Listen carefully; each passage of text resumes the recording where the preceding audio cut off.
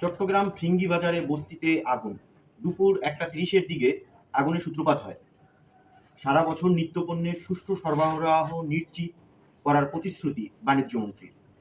উপজেলা পরিষদের নির্বাচনে প্রথম ধাপে গোপালগঞ্জের প্রার্থীর মনোনয়নপত্র জমা।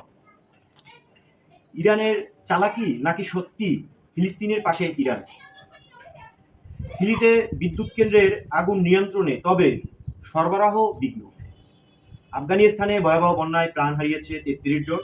গেল 3 দিনে ভারী বর্ষণের ফলে 32টি প্রদেশের মধ্যে 30টিতে ক্ষয়ক্ষতি বেড়েছে।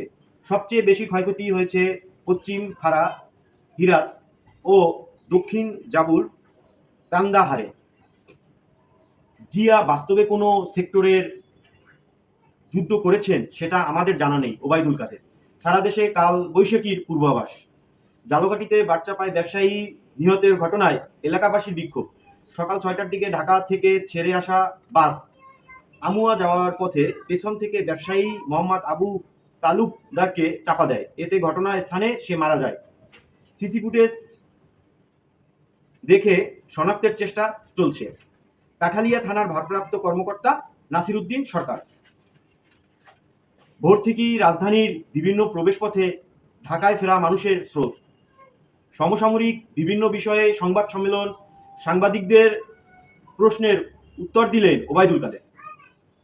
ডেঙ্গু মোকাবিলায় প্রস্তুতি পর্যাপ্ত, স্বাস্থ্যমন্ত্রী। বহুমাত্রিক চাপের কারণে জলদস্যুরা নাবিকদের ছেড়ে দিতে বাধ্য হয়েছে বলে জানিয়েছেন নৌপ্রতিমন্ত্রী খালিদ মাহমুদ চৌধুরী। তবে মুক্তিপণের কোনো তথ্য জানা যায়নি। সকালে সচিবালয়ে সাংবাদিকদের এসব কথা বলেন তিনি। জানান, 19 থেকে 20 এপ্রিল দেশে ফিরতে পারেন নাবিকরা। চাইলে বিমানের মাধ্যমেও ফিরে আনা হবে তাদের। নৌপ্রতিমন্ত্রী বলেন, জাহাজটিতে আর্মস গার্ড ছিল না, ফলে নিরাপত্তার একটি দুর্বলতা ছিল।